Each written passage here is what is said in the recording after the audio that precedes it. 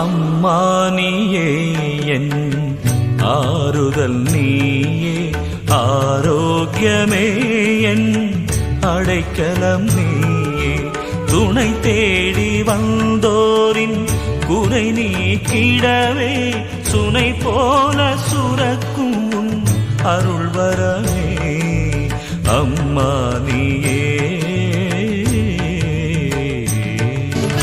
உலகின் ஒளியை உயிராய் காத்தாய், என்னையும் இனி நீ நாளும் காப்பாய்.